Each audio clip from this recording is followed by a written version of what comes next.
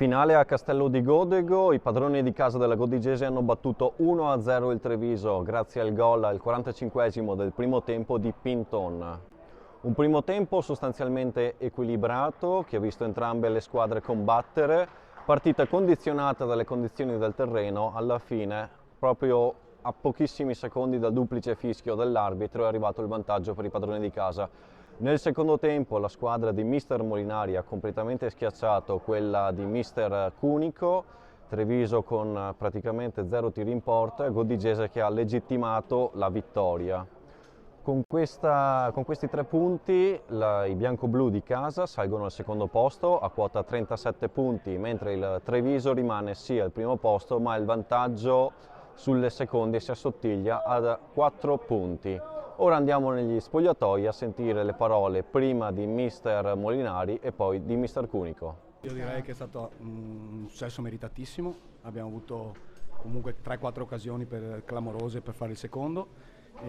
Complimenti alla nostra squadra perché l'abbiamo preparata benissimo, i ragazzi hanno dato più dell'anima e sono felicissimo per loro perché sono esemplari su tutti i punti di vista, perché insomma giocare contro una squadra così forte e concedere così poco vuol dire che i ragazzi veramente hanno fatto una partita straordinaria. Sapevamo che era una partita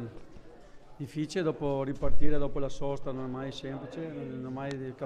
facile capire e decifrare il lavoro che hanno fatto gli avversari. È chiaro che nel primo tempo abbiamo avuto le opportunità per portare i giocatori anche a battere a rete, ma abbiamo fatto, secondo il mio punto di vista, diverse scelte sbagliate.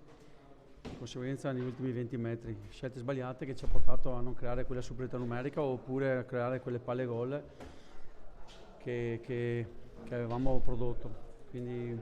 primo tempo era da pareggio, e poi hai subito il gol proprio al fischio del primo tempo e quindi nel secondo tempo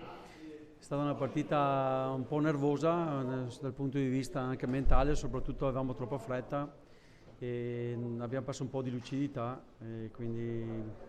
loro hanno pensato solo a portare a casa la vittoria e si sono tenuti stretti l'1-0 e noi, ripeto, magari con non tanta lucidità abbiamo cercato di raddrizzare la partita, però non ci siamo riusciti.